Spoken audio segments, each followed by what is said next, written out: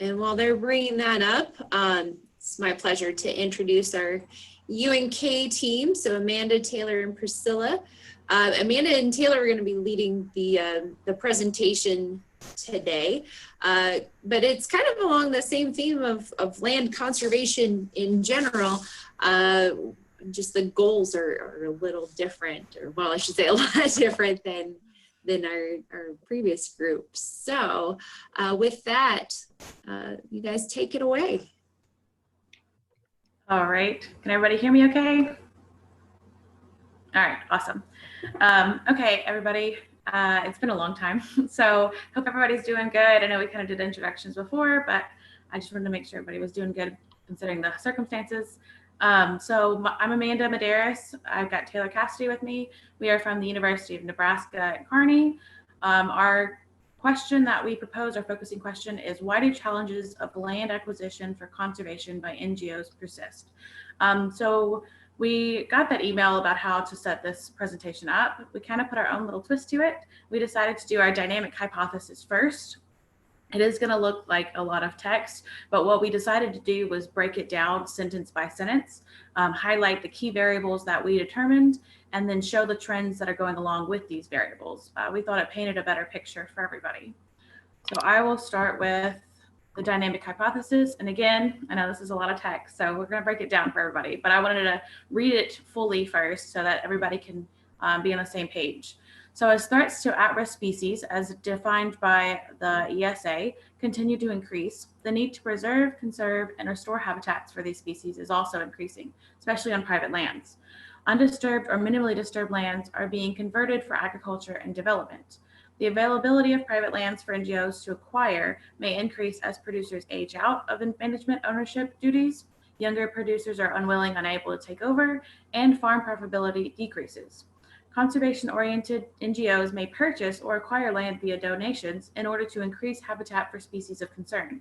Still, challenges persist in land acquisitions as the willingness to sell or donate land to NGOs is complicated by trust and land ethics, thus limiting the ability of NGOs to provide for conservation of threatened and endangered species. So that's the full hypothesis there, the full story, if you will. But we are going to break it each section down. So we wanted to make this as the why it matters, the trends and events section. So here's our first one. I don't know if everybody can see this or if everybody sees the bar. Can everybody see that? Taylor? I see it, yeah. Okay, all right.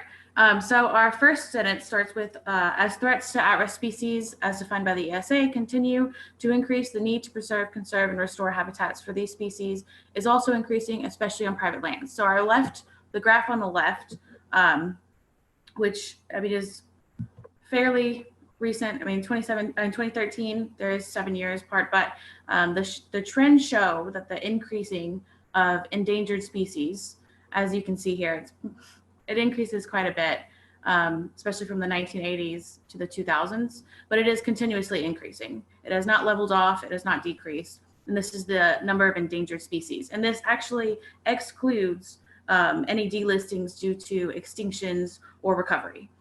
So it's strictly the endangered species or threatened. To the right, we wanted to talk about how much private land there is, because we wanted to mention that there's a lot of need to preserve on these private lands because there's so much of it. So as you can see, the private land, which is this little beige color here, takes up just about most of it. There's a lot of it. We found this study to be focused on Mississippi, which, I mean, doesn't pertain directly to what we're talking about in worldwide, but we wanted to mention this because it does zoom in and it shows each species population that exists. And as you can see, it's littered over here on a mix of private forest and private non-forest, which includes ag and things like that. So we wanted to show this graph, which was taken, it's a little outdated. It's in the 2001, and the species population data is from 2004. But we still wanted to give we wanted to show this trend that there is way more private forest and non-forest than there are on public. So the next slide that we're going to talk about is the undisturbed minimally disturbed lands converted for agriculture and development. The availability of private lands for NGOs to acquire may increase as producers age out of management and so forth. So this graph is talking about or showing the agricultural area over the long term. I know it dates back all the way to 1600.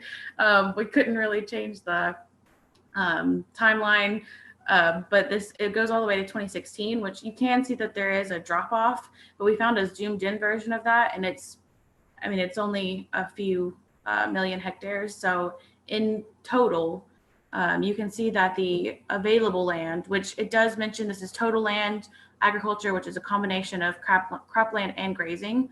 And then we do want to mention that it's arable farming, which is under temporary agricultural crops. So it could be like multi-cropped areas.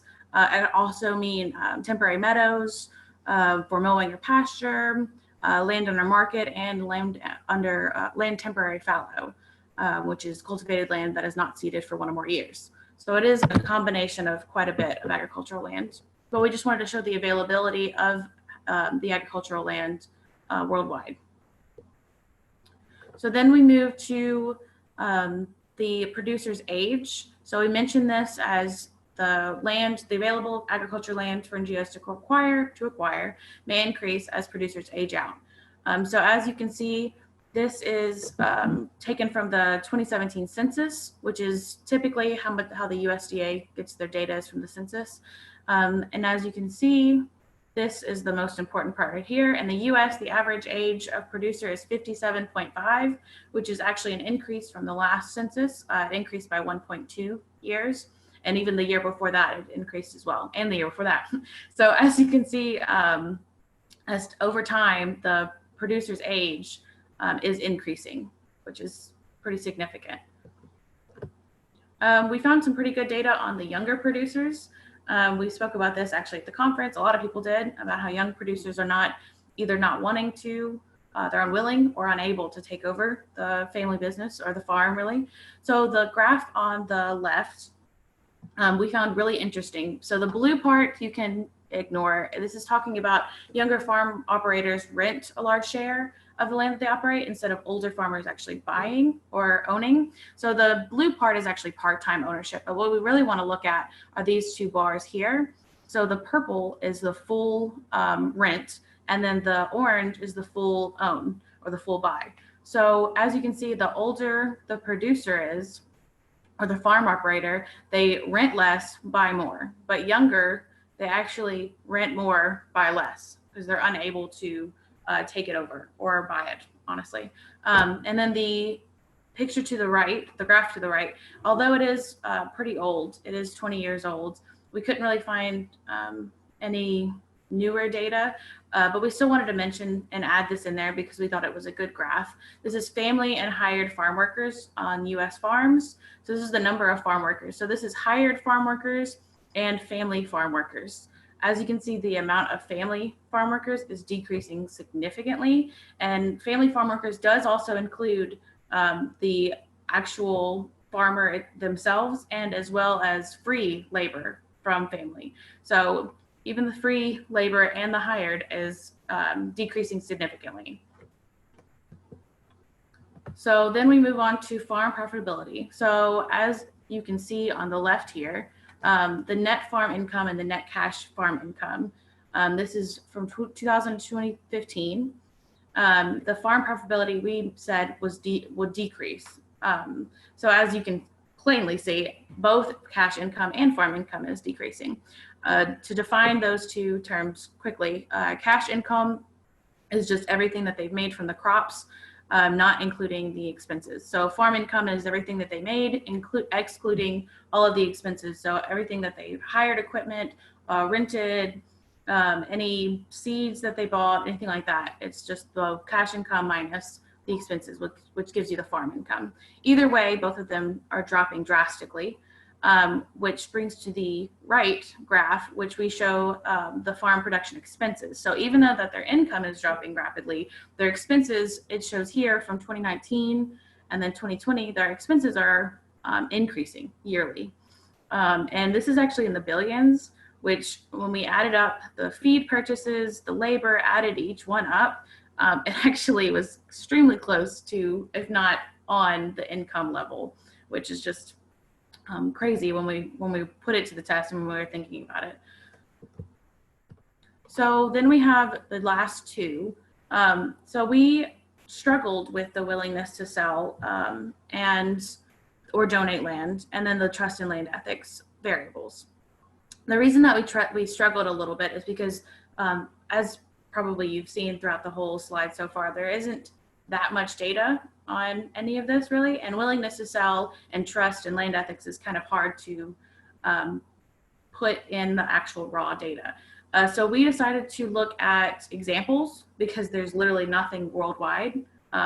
We struggled. We spent several hours trying to find any kind of worldwide data, but we decided to go with examples. So for the willingness to sell or donate land, we're looking at the American Prairie Reserve, which is a nonprofit organization in Montana. So for this one, we decided to look at the willingness to sell or donate. This is from when they were established in 2004 all the way to 2016. It does seem like they're gaining acres, but a key thing here is that this part, Wild Sky, is a basically like an organization that they, or I guess a for-profit a program that they made. So this is just acres that are being added for the program. Basically, landowners have a contract with APR, and they say APR will give you this much money for your beef, which is, it's a little slightly higher than what other people are willing to give you, but you have to come in contract with us and say that you will not turn any grassland to cropland, and you will start practicing conservation, wildlife friendly fencing and things like that. So this is just part of that program here. This part here is the CMR, which is a reserve that is near APR, but it isn't actually APR. They're just if they put it all together, they're gonna reach their goal. But this is not APR. So then here, leased land, and it states on their website that the leased land is from federal and state. So we don't need to look at that either. But the deeded land, this tiny little sliver here, is what they either were donated from willing farmers, or they were sold to willing farmers. So this tiny little sliver, as you can see, is the willingness to, what we said is the willingness to sell or donate land, which, keep in mind that their goal is 3.2 million acres. And this is so far all that they have been donated or sold by landowners. So we thought that this would be we hope that this would at least have some kind of index for this variable. So the last one that we struggled on a little bit was the trust and land ethics. So it is extremely difficult to quantify trust and land ethics. So we decided to use this example again from American Prairie Reserve. They actually did a survey a few years ago on what the perceptions were from either everybody in Montana statewide, or people that were within the project area of American Prairie Reserve. So this huge survey that they did, several thousand people, they did a phone survey, and these were a couple of the examples or the quotes that were used by some of the people that they called. And this is again statewide or within the project area, which is still within the state. So things like taking away the land, they felt that the APR was taking away the land from ranchers. They felt that they were out of state, so they didn't want people from out of state to come out and take over Montana land. They have bison, so they believe that the bison were bad. They believe that APR hurt the community. Nobody will be left in the schools in Montana. It slowly shuts the Montanans out. And then the disrespect. They thought that they were not thinking about the people, as in the landowners, and then the cattle farmers and the producers and all that. So obviously we'll probably take a look at trying to find something maybe a little more concrete to use as an index for trust and land ethics, but we thought that this would be a good option, or at least a good, for this presentation anyways, to show that this is how we plan on trying to index for trust and land ethics for NGOs. Which brings us to the systems model that we created, which Taylor, I will let you take it away. Okay, hello again, everyone. Again, my name is Taylor Cassidy. I'm the other grad student working on this project. And I'll be presenting our actual physical model we've been teasing out since our last presentation. So this is not our final model. We threw this in as a little bit of a lighthearted joke, but also to show the origin of our dynamic hypothesis and to show where we've come progressed from these original variables and then unpack them to our the model that we have now. So if you follow along really quick with this, it's just telling the story that there's a need for conservation because the number of species in need or at risk, defined by the Endangered Species Act, or the ESA, was increasing. So there's a need to protect habitat, and that will put pressure to acquire land. Once land is acquired, usually there'll be regulations put in place and regulatory compliance that has to be followed. And then that can lead to mistrust forming between private landowners and these NGOs that we talk about as our case study.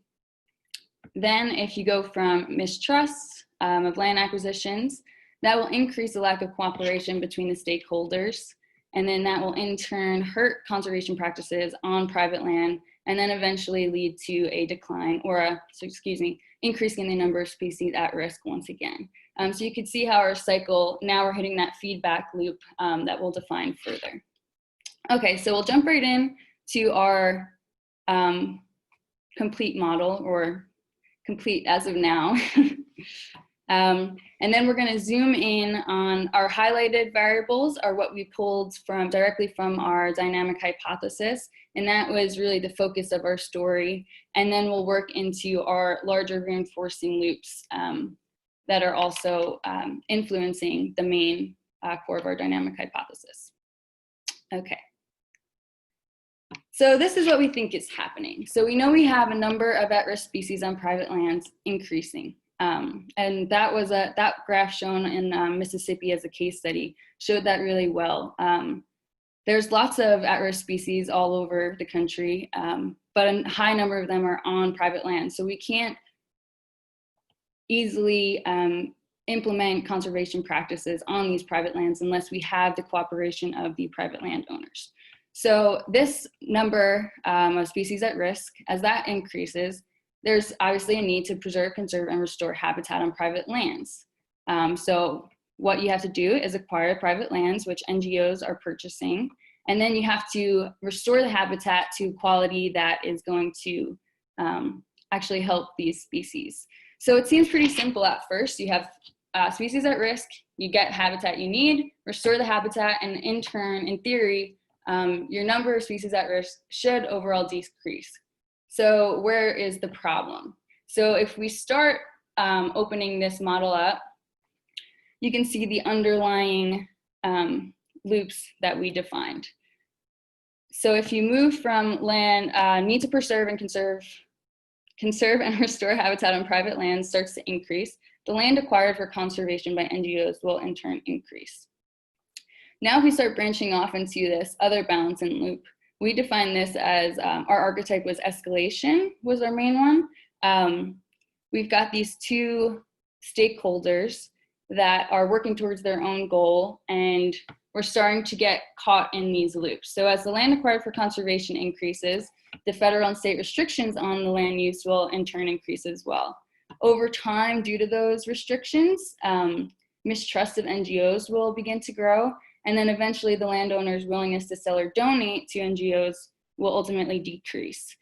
This is complicated by things like landowner conservation ethics, landowner age, and farm profitability, as that's a very volatile item going up and down. So the landowner willingness to sell or donate to NGOs, as that is decreasing, the available land for purchase will also decrease. and eventually get back to a decrease in land acquired for conservation. And then you can see how that will return all the way back to feed back to the number of species at risk. Now we don't have the land available for purchase, we can't implement conservation practices, and the number of species will in turn either stay the same or go down. So now if we dive in even further, what else is going on in our circle? So we have the need to preserve and conserve and restore habitat on private lands can move into the pressure to convert land with conservation potential. So land that there are these endangered species on.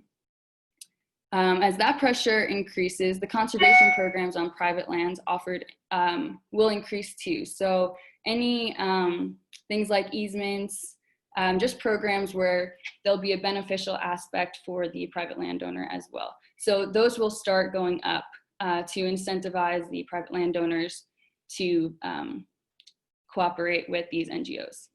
So as that goes up, the economic benefits of conservation to landowners will of course increase, and then over time, the landowner's willingness to sell or donate will increase as well. And then again, it'll flow all the way back to eventually feed back to our species. Number of species at risk should ultimately go down with that incentive. Now, if we look at the other side of the coin, again, we're branching off our need to preserve, conserve, and restore habitat on private lands. As that need increases, there's usually public concern for the environment will increase.